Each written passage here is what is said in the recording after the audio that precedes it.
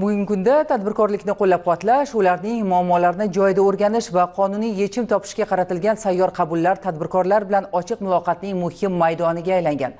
Ana shunday navbatdagi uchrashuv Karmana tumanida o'tkazilib, unda viloyat prokurori tadbirkorlarning murojaatlari va takliflarini tingladi. Karmana tumanida viloyat prokurori bilan o'tkazilgan uchrashuvda Savdo-sanoat palatasi, Soliq, Markaziy bank, tijorat banklari va boshqa mutasaddi tashkilot rahbarlari hamda 30 dan ortiq tadbirkorlar ishtirok etishdi. Ushbu uchrashuvda tadbirkorlik subyektlarini faoliyatida vujudga kelayotgan turli xil muammo va takliflar tinglandi. Bartaraf etilishi lozim bo'lgan muammolar joyida bartaraf etildi.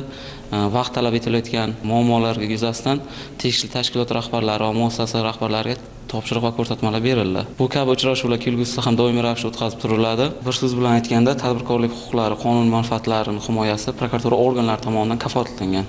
Qabul davomida tadbirkorlarning yer ajratish, kredit olish, infratuzilma va boshqa dolzarb masalalar yuzasidan murojaatlari tinglandi. Har bir masala joyida ko'rib chiqilib, ularni hal etish bo'yicha mas'ullarga topshiriqlar berildi. Ma'lumot o'rnida aytish joiz, uchrashuvda ishbilarmon doira vakillarining faoliyatida yuzaga kelgan 24 ta muammoli masalalar muhokama qilinib, 5 tasi joyida ijobiy hal qilindi hamda o'rganish talab etiladigan 19 tasi bo'yicha mutasaddi idoralar rahbarlariga topshiriqlar berilib, ijrosi ustidan nazorat o'rnatildi.